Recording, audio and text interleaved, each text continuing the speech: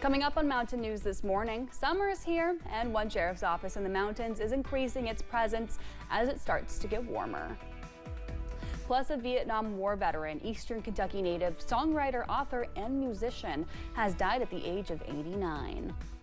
Dedicated to Eastern and Southern Kentucky, this is WYMT Mountain News this morning.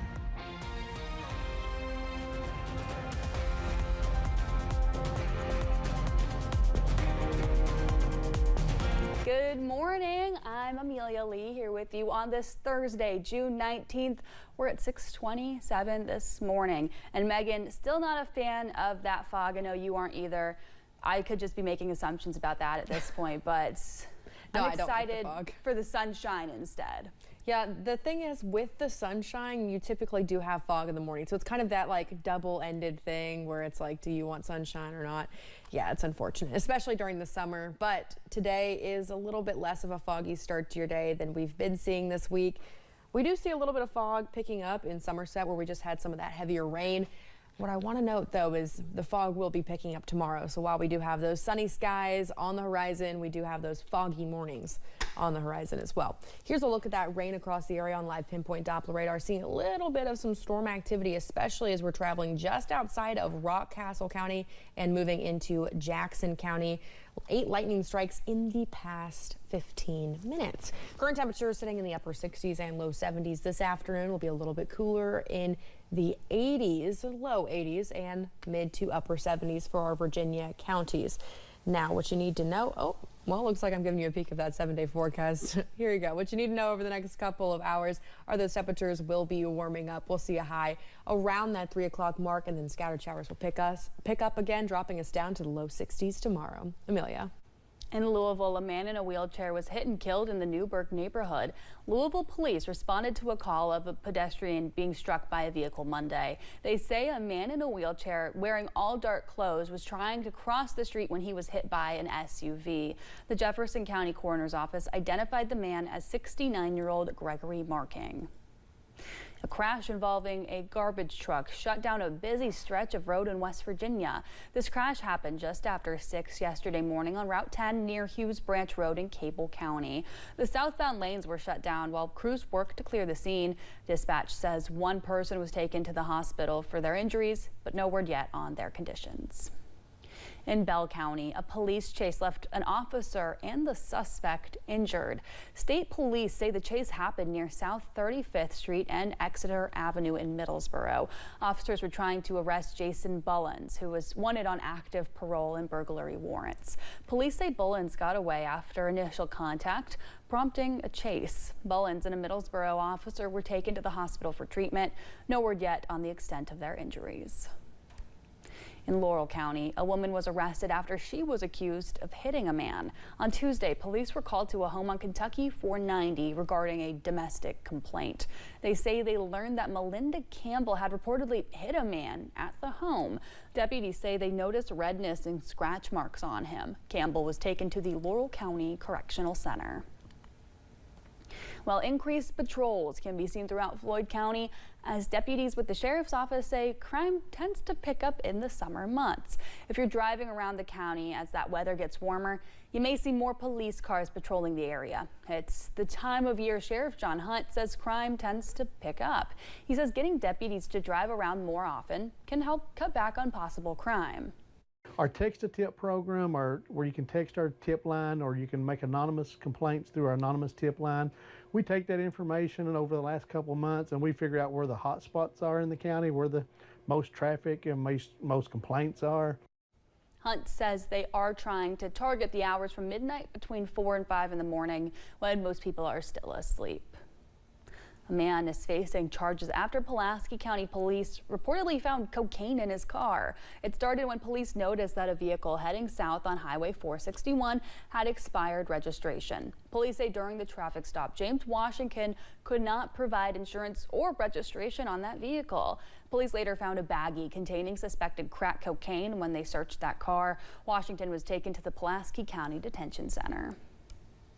3 people were arrested in a drug bust in Wayne County, West Virginia. Police arrested Jaden Reese of Canova and 2 men from Detroit, Charlie Luckdick and Stephen Burkett. Canova police say a year-long investigation led to a search warrant at a home on 19th Street. Officers say they found heroin, cocaine, meth, and fentanyl in the home, plus a gun. All 3 were charged with multiple counts of possession with intent to deliver. A Lee County man was sentenced to 30 years in prison for possession with intent to distribute 50 grams or more of meth and possession of a firearm by a convicted felon. According to his plea agreement, Curtis Phillips had passed out in a vehicle near his home in March 2023. When police searched the vehicle, they found more than 1 kilogram of meth, plus fentanyl and cash. Police say they encountered Phillips again passed out in a vehicle last year with a loaded firearm. A massive fire took place in Harlan and left thousands without power yesterday. It started right behind the power plant across the Sunshine Bridge. Many residents and employees around downtown say it all started when they heard a huge boom. It led to a major power outage affecting more than 2,800 customers. The question many Harlan Countyans are asking is why.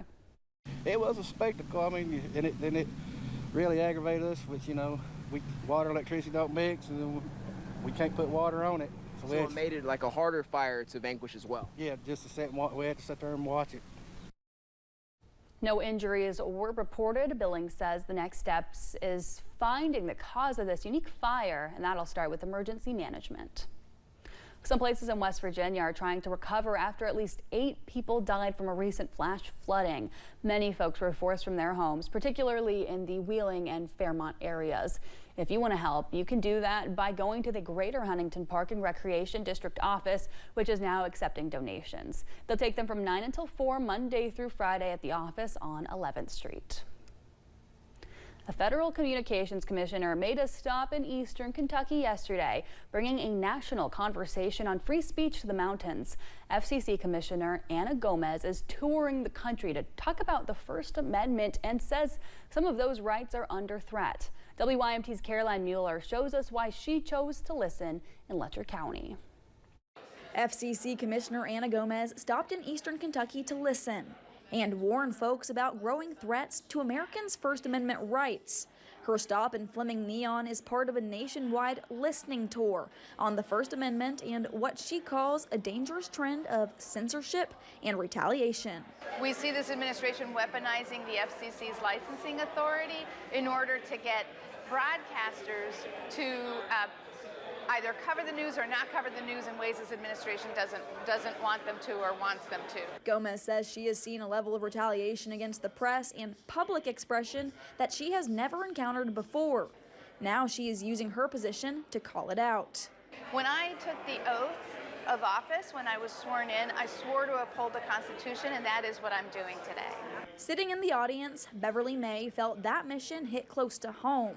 She organized public demonstrations in Whitesburg and Prestonsburg and says fear is starting to replace civic courage. I also had some young people tell me that they were afraid, that they felt vulnerable, and that they were afraid to be seen in public opposing the loss of our rights. And so that means we've lost a little bit of what America is already. May says hearing Gomez speak and hearing her community speak back was a reminder that rights only mean something if people defend them. One thing Gomez said resonating with her. She said, fear is contagious, but courage is contagious too. So I'm going to hang on to that. Gomez also heard questions about connectivity, including cell service and broadband, reminding the room that access to communication itself is part of the equation.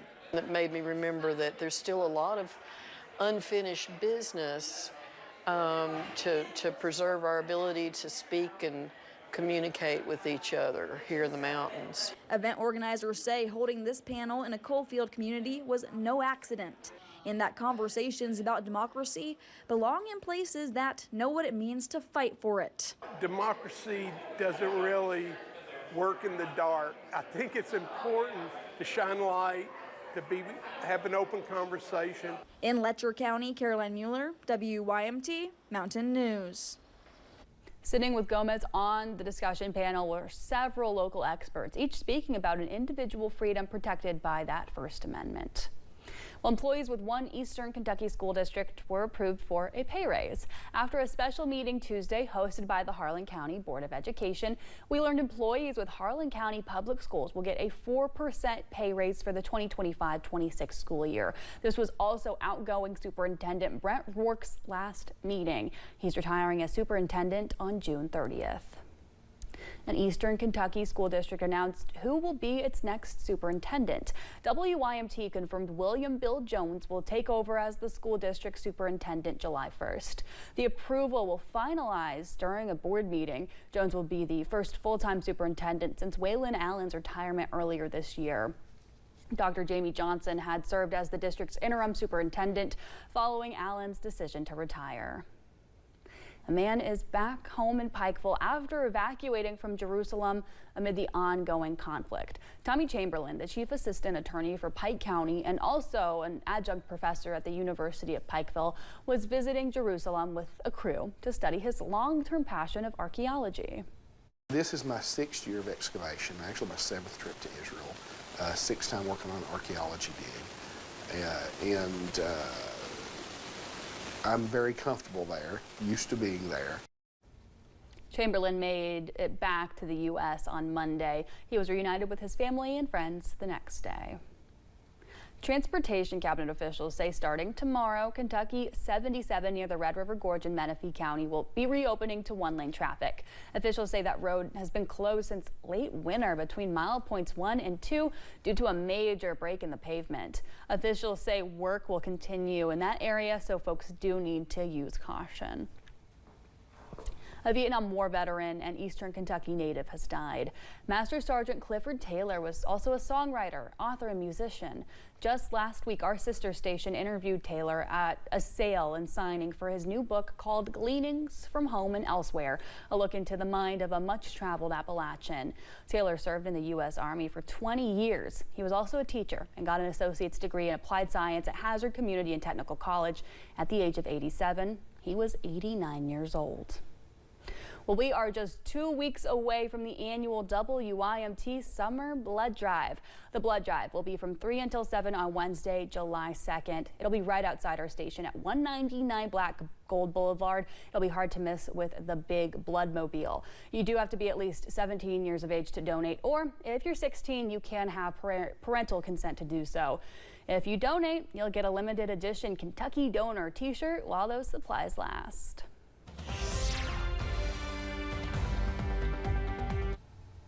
As you're heading out the door this morning, you can expect those 60s and 70s. Looking at 64 degrees as you travel towards Boonville, 65 in Clintwood. This afternoon, we're looking at a mixture of the low 80s and upper 70s, seeing even mid 70s as you travel towards Wise, Virginia. Now we're looking at a little bit of rain this morning, still scattered across the region, with the highest chances of rain as you're traveling more towards Pulaski and Wayne, even seeing some storm activity as you travel towards Jackson County.